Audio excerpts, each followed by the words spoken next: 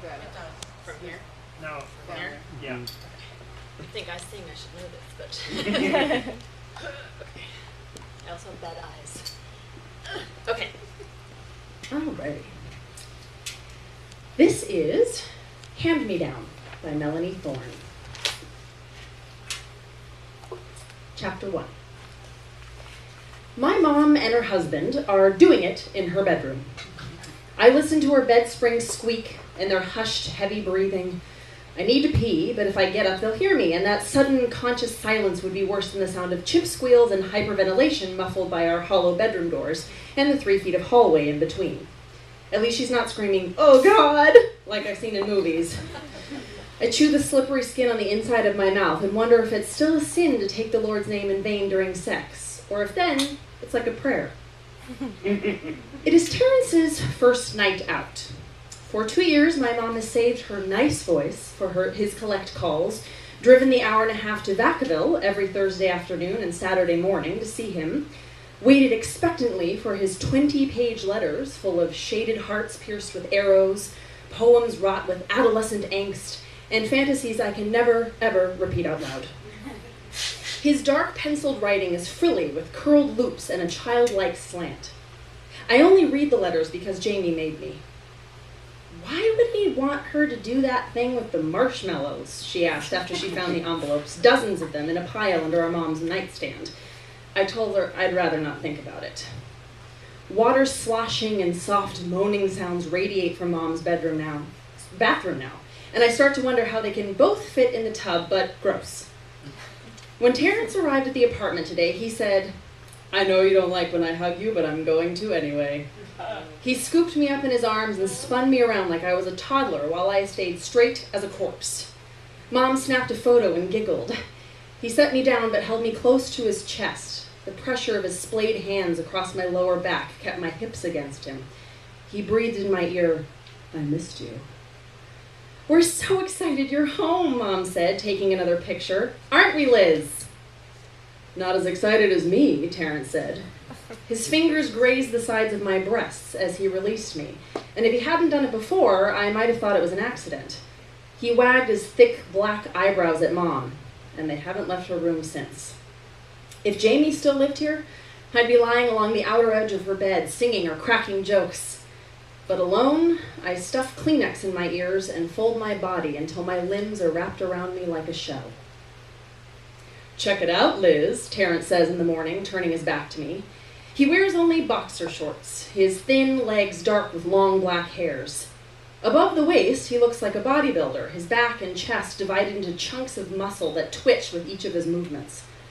I wonder if he will continue to lift weights now that he's out of prison, and the grape nuts in my mouth turn to sand.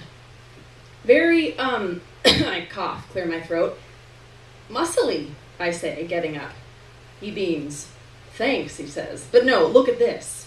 He blocks my way and points at his left shoulder blade. "My tattoo." It's a 6-inch King Arthur sword with detailed braiding on the gold and black hilt, an almost silver blade stuck through a red heart. The heart has a white ribbon running from top left to bottom right with my mom's name in delicate cursive. He says, "Don't you want to touch it?" I have promised Mom that I will be nice.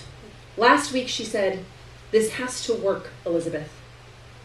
After she'd bought him 2 new pairs of Levi's jeans and a 49ers cap. After she'd gotten a second TV for her bedroom and ordered the cable package with extra sports channels. After she'd moved Noah's crib out of her bedroom. She said in a whisper, her blue-green eyes dark and too wide, "It has to work this time." So I don't ask Terrence if one of his prison buddies inked it or what he had to do in return, or what happened to the tattoo of his first wife's name.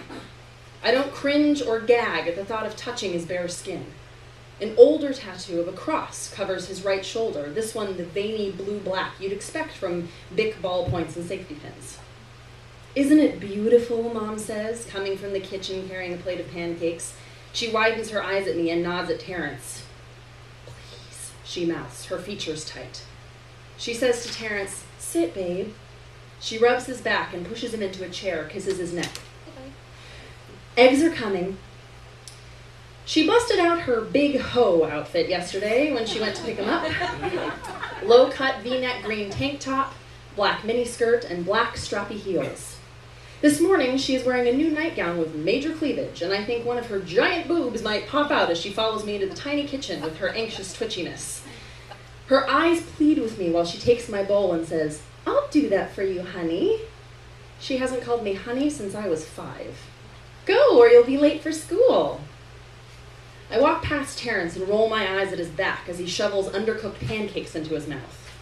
Mom watches me, her face strained, frozen in that imploring smile behind his head, and I sigh. She relaxes her face, her lips quivering as they descend. She knows me too well. "It's a pretty cool tattoo," I say, and she smiles. "Thank you," she mouths. I grab my backpack and head out the door. For 2 years, Terrence called our house almost every day after school. A mechanical voice said, "You have a collect call from an inmate at a California state prison," and we pushed 2 to accept the call and patched Terrence through to Mom at work on the 3-way. Jamie discovered early on that if we held down the mute button after we clicked Terrence and Mom together, we could hear them talk, and they had no idea. Jamie listened every day. "He always asks what she's wearing," she'd tell me, or "he gets jealous if she mentions another guy." One afternoon about a month ago, Jamie came into my room and put her head in my lap like she used to when we played house and I was the mom. "What's wrong?" I asked, putting down my book and stroking her hair. "Terrence is getting out next month," she said, and started crying. "Mom's really excited." "Fuck," I said, "it's too soon." "I called Dad. He said we can come live with him and Crystal." I sighed. "He's not sober." "So, at least he doesn't lie." "Mom's not going to lie us into a ditch on the way to school." I touched Jamie's hairline at her right temple, where a V-shaped silvery white scar is etched into her skin under the blonde strands. "It wasn't a ditch," she said, shaking her head and brushing off my hand. "It was an accident." I eyed the raised and shiny reminder of the cost of letting my guard down for even a second. I said, "They're not accidents when he's drinking." Jamie pulled her bangs over her scar the way she does when she catches me staring. She sat up. "Crystal told me this wasn't Terrence's first time in jail, that he didn't deal drugs like Mom said." "Well, he did that too," I said, and wondered how much of the police reports Crystal had shown Jamie. Some of that stuff was not for kids. Living in Crystal's filthy 2-bedroom trailer was not for kids either. "I'm scared, Liz." "Scared enough to live with Dad?" "He said he'd love to have us," she said. "He'd love to have us take care of Crystal's daughter for him." "You're not scared of Terrence the pervert?" She looked at me, and I marveled again at how our eyes could be the exact same color blue, like seeing my eyes in her face. "Did Crystal tell you what he does?" she said. She sniffed and wiped her nose on her sleeve. "It's freaky and gross." Crystal had seated me at her always sticky kitchen table and read me dozens of pages of eyewitness accounts, police summaries, and victim statements that provided details of his crimes I didn't need. I'd already noticed Terrence's wandering eyes carried the same restless look as cheetahs and tigers pacing in their zoo cages, instinct contained but not eliminated. "Yes, I'm scared of Terrence," I said. "I've stopped wearing shorts to bed and I get dressed in the locked bathroom. But I'm scared of Dad, too."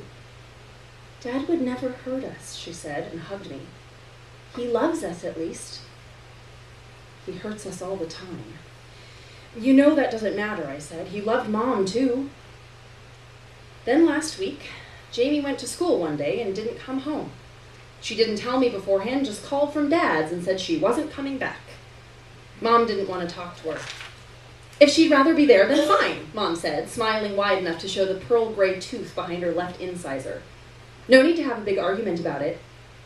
Her glasses reflected the light so I couldn't see her eyes, but she walked away with her hips swinging to the bass thumping from the new stereo she'd bought for Terrence. I told Jamie that Mom was too upset to talk just yet, but I think she could hear Mom's throaty versions of Journey songs in the background. Mom saying, "You make me weep, I want to die," her and Terrence's favorite Make Out on the Couch tune, as she tried on outfits for his release day. Each of them was low cut, or too short, or both. All included heels. "Love and touch and squeezing."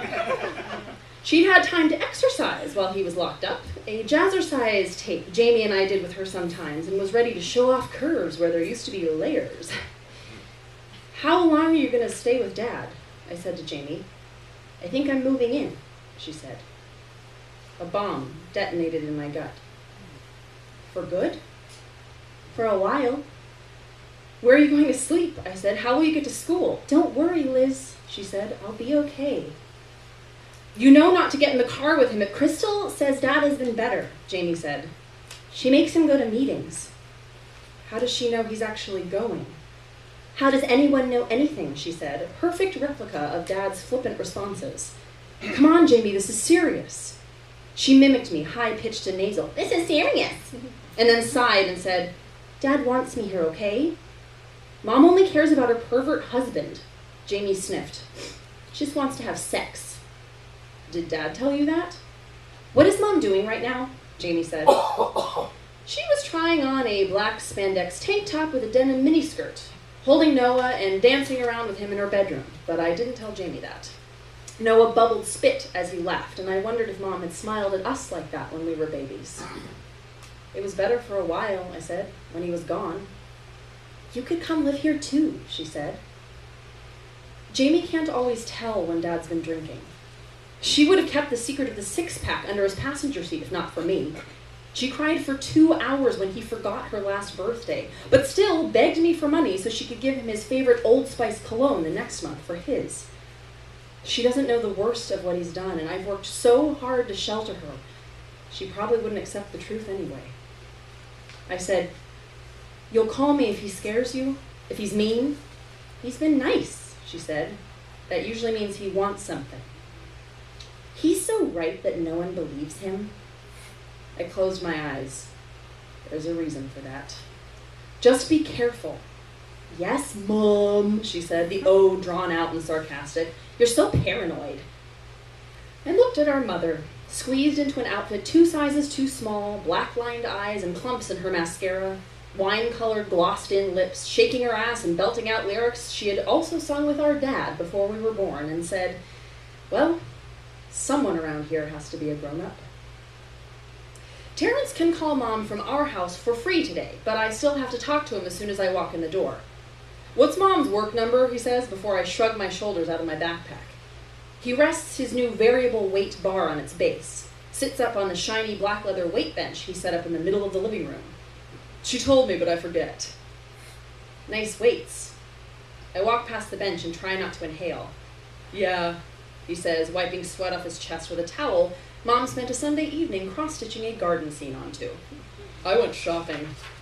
"With your money?" I say. He scrunches up his eyebrows and says, "I don't have any money." "Duh, loser, get a job." Pulsing greenish veins running up his forearms to his shoulders protrude a centimeter above his skin and look ready to burst. He sees me looking and flexes his biceps. "I'm pretty ripped, huh?" he says and rubs his chest with both hands. "Want to feel?" I tell him Mom's number and flee to my room. I can hear his voice through the walls, but I can no longer see his sweaty, dark skin or big-toothed sneer, and I let myself pretend he's not here. I pretend Jamie still is, and Mom is still gone Saturday mornings, and I make Mickey Mouse head pancakes and scrambled eggs and hash browns for the 2 of us. We play Super Mario Brothers, and I end up giving Jamie some of my turns because she dies too fast. We sit next to each other on the floor and talk about how maybe Terrence will try to escape and he'll get shot by the guards or ravaged by German shepherds. Mom will cry, but she'll get over it. Noah won't have to be raised by a pervert, and we can have our mom back. Yeah. The mom who sang songs she made up with our names in them as we fell asleep, who played crazy eights and gin rummy after work, and promised she wouldn't marry anyone we didn't like. Suddenly, Terrence's voice is louder, and he opens my bedroom door without knocking. "Liz, Mom said for you to order a pizza." His bare chest chunks bounce as he crosses my room. "You can't order a pizza?" I say. Green veins still bulge under his naturally tan skin, darker for the summer spent lifting weights in the prison yard. I close my eyes and visualize his blood vessels popping. "She said you can call in time for her to pick it up on her way home." He stops in front of my bed, extends his arm to give me the phone. "You know when she gets off work." He skims my hands with his warm, greasy fingers and leans toward me. I just know when she gets off, he says, and laughs his hyena-ish cackle. Like Dad, Terrence only makes inappropriate jokes when Mom's not around. He puts one knee on my bed, and I press my back into the plaster behind me. You can't tell time, I say, looking to my right away from his sweaty skin, his sagging jersey shorts displaying his hip bones, his beady eyes that follow me like an eerie painting. He edges closer, and I picture ruptured arteries, his heart shredded and leaking. I want pepperoni and sausage and green peppers and, how about a supreme combo or something? He licks his lips. Order something I'll like, he says, and pats the top of my thigh. He winks at me as he turns, and his parading butt crack leaves my room. I slam the door and call Rachel. He doesn't wear shirts, I say. He invades my personal space like it's his hobby. Isn't it? Rachel says. I wish my door had a lock. Are you practicing your visualizations? Rachel's mother, who lives in Reno, is an active Wiccan. Yes, I say, but he doesn't seem to be bleeding yet. When my mom gets home, we eat pizza from paper plates at the dining room table. We usually watch sitcoms or game shows or sports with dinner, the TV on in the living room a few feet away. Terrence taught Noah the NFL theme song. I have kept my promise to be nice and refrain from asking if he sees anyone he knows on Cops. Terrence is glued to Wheel of Fortune tonight. Dairy Queen! He shouts at the screen. Ice cream! Noah says, slapping his hands in the smeared cheese and tomato sauce covering his plastic high chair tray. I say, Dairy Queen is not a person. I pick all the sausage off my pizza and take a small bite. Noah, honey, eat your food, Mom says. More pizza, babe? I sure missed pizza, Terrence says. Babe, Mom says, do you like your new workout equipment? He turns from the TV, his chin shiny with grease. Yeah, babe, thanks. I need new shoes, I say. It's way nicer than the weights they had when I was in where I was at, he says. I'm glad, Mom says, and kisses him, soaking up some of the oil from his face. She wipes her mouth on her Pizza Hut napkin as Terrence turns back to the TV. Terrence says, tampon opener! That's not even a thing, I say, rolling my eyes. Hey, Liz, Terrence says, reaching for his 5th slice. You have a pile of turds on your plate. He laughs, and Noah laughs, and Mom chuckles too. She laughs almost every time Terrence does. I visualize the fake chandelier above the table falling on Terrence's head as he leans over and breathes on the little pieces of gray-brown sausage on my white plate. Are you going to eat them? He says. I lean back from his open mouth and say, all yours. His dark hand grabs the pile of meat and shoves it into his mouth the way Noah eats Cheerios. Terrence often takes Mom out after dinner, even on weeknights. They go to movies, to clubs, to bars, and then come home after midnight. My mom spewing sorority girl giggles that sound surreal escaping from her 40-year-old lips. Scary, too, since I've never before seen her drink more than a glass of wine. Sometimes she can't hold herself up, and Terrence carries her. Her lipstick on his face, her skirt hiked up her thighs, once missing a shoe, both of them laughing too loud. When they wake Noah up, they ignore his cries, and eventually I lie down next to his midget-sized body covered in bananas and pajamas, and pull the bunched Barney sheets up from around his tan feet and massage his face, even though he inherited Terrence's dark skin and eyes and is sleeping in Jamie's bed. I rock Noah and sing nursery songs the way Mom used to for Jamie and me until his breathing sinks and his neck relaxes. And I always wish someone would sing to me too. They're disgusting, I tell Rachel. She says, sex must be great. Sometimes Terrence plays the acoustic guitar he bought with Mom's money. It's a honey-colored wood, classy. And he offered to teach me to play when he found me holding it in my lap and strumming randomly. He sat next to me on the couch, scooted until his thigh lined up next to mine. I'm a good teacher, he said, tilting his head toward my neck. The iron smell of his breath like warm blood made my stomach churn. You can't really play, I said. I pushed the guitar at him, trying to force him back. You only know 2 chords. He leaned over the instrument between us. I can play, he said. He trailed his fingers down my forearm from elbow to wrist and rested the tips on my skin like he was taking my pulse. I'm really, really good, Liz, he said, and wrapped his hand around the guitar neck right below my fist. I retracted my arms and stood up, fighting to keep my face neutral. Our eyes met, and Terrence smiled at me with his crooked mouth like he'd won something. He embraced the guitar I'd dropped, stroked the curved wood, and gazed up at me with heavy-lidded eyes. "You want to see?" I ran and didn't breathe until I made it to my room. "He's so creepy," I told Rachel from under my covers. "Duh," she said. "They don't send normal people to prison." Mom is home today when I get back to the apartment, and she and Terrence are giggling in the kitchen. Terrence is even wearing a shirt, though I've stopped expecting him to. They notice me and quiet.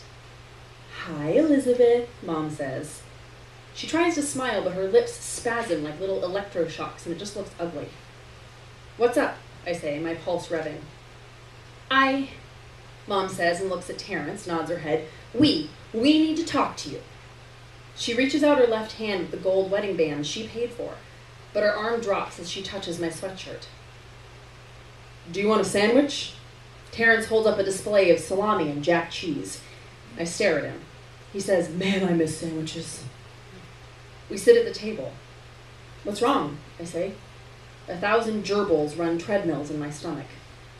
"Well, Terrence's parole officer called today." She glances at Terrence, who's not listening, just making smacking sounds as he chews. I imagine his face exploding. "Apparently, someone called and stated their concern for the minor female living in this house given Terrence's record." Yeah. Mom takes a breath. "So the officer," what a jerk, "made it a condition of Terrence's parole that he not be allowed to be near girls your age unsupervised." The gerbils hit double time. "That includes after school and sleeping in the same house." She rolls her eyes and waves her hand as if they're being ridiculous. "Since I can't supervise while I'm asleep." What?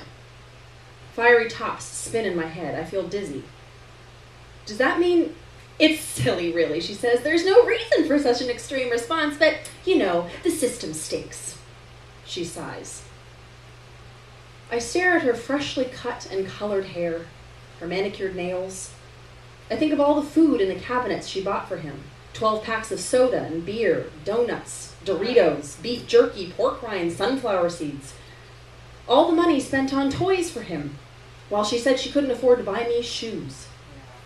I think about how she's ignored me for weeks, gone to bars with Terrence and come home late, taken days off work to take him shopping, skipped church to stay in bed. "But I was trying," I say. "I know," she says, dropping her eyes to the tabletop. I whisper, "For you." She whispers back, "I'm sorry." I think about how long she stayed with my dad, how she prayed for him every night kneeling in front of her bed, and every morning tried harder to please him through his hangover. The gerbils drop dead, and in my vacant stomach, I know she's made that choice again. Mom opens her mouth, so I try to tell her with my eyes that I know what she's going to say, that I don't need to hear it out loud. But this woman, sitting in front of me with my cheekbones and small wrists and wavy hair, won't look at my face. My eyes and throat burn like the room's on fire, and my ribs feel shattered under the weight in my chest. But she says without flinching, "You and Terrence cannot both live here."